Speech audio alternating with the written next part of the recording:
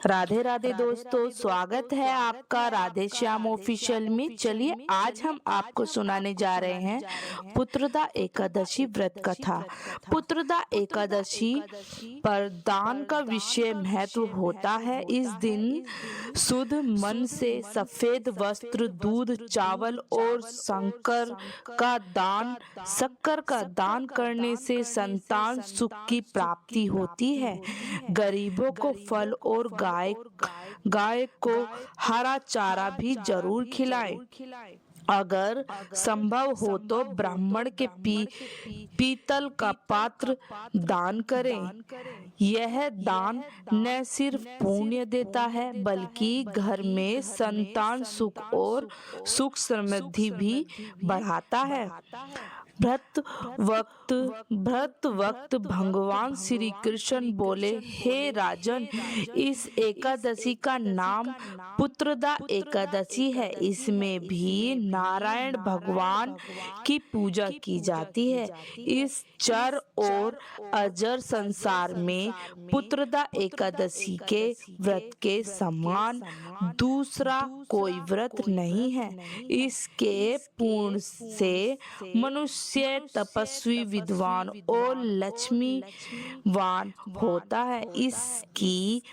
इसीलिए मैं एक कथा कहता हूँ, सो तुम ध्यान पूर्वक सुनो। भद्रवती नामक नगरी में सुकेत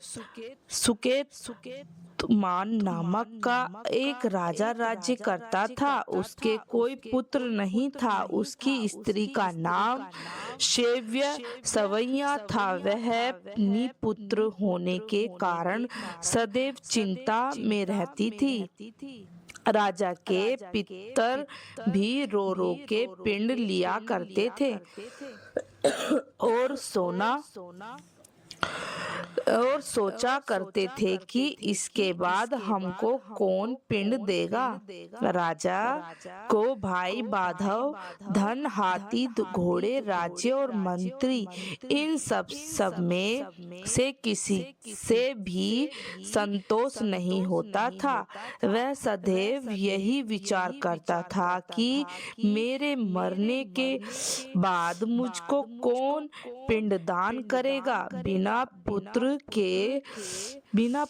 के पितरों और देवताओं का श्राद्ध में कैसे चुका सकूं। जिस घर में पुत्र न हो उस घर में सदैव अंधेरा ही रहता है। इसीलिए पुत्र उत्पन्न के लिए प्रत्येक कार्य करना चाहिए। जिस मनुष्य ने पुत्र का मुख देखा है वह धन्य है।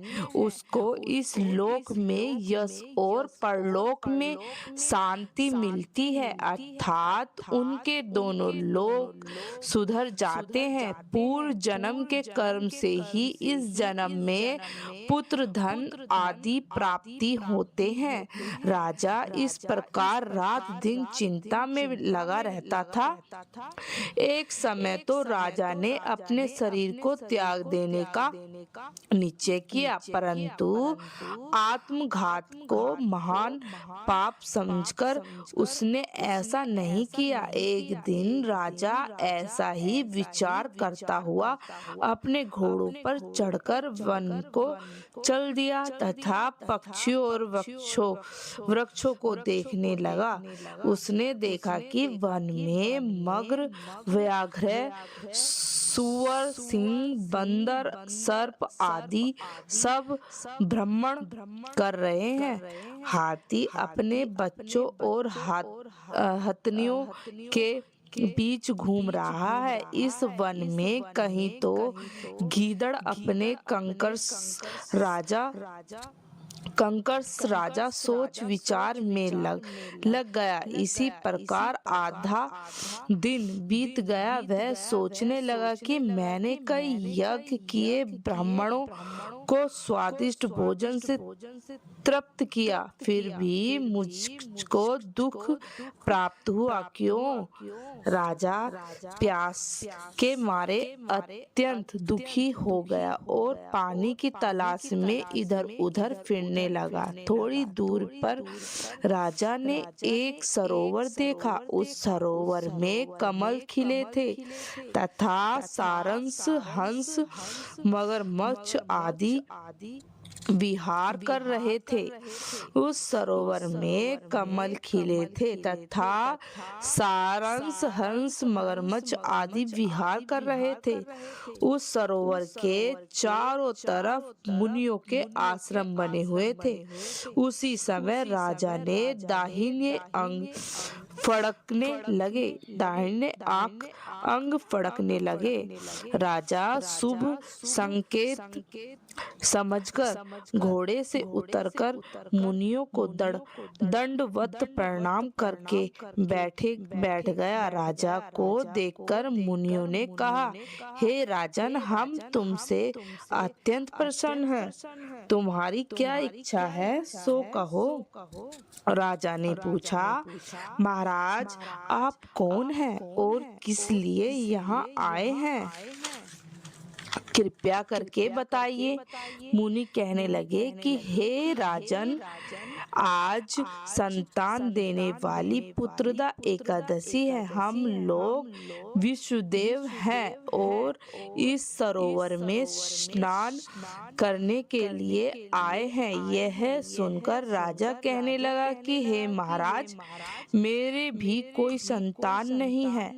यदि आप मुझ पर प्रसन्न हैं तो एक पुत्र का वरदान दीजिए। मुनि बोले, हे राजन, आज पुत्रदा एकादशी, हम लोग विष्णुदेव हैं और इस सरोवर में स्नान करने के लिए आए हैं। यह सुनकर राजा कहने लगा कि महाराज, मेरे भी कोई संतान नहीं है। यदि आप मुझ पर प्रसन्न है तो एक पुत्र का वरदान दीजिए। मुनि बोले, हे राजन, आज पुत्रदा एकादशी है। आप अवश्य ही इसका व्रत करके भगवान की कृपा से अवश्य ही आपके घर में पुत्र होगा। मुनि के वचनों को सुनकर राजा ने उसी दिन एकादशी का व्रत किया और द्वादशी को उसका पारण किया।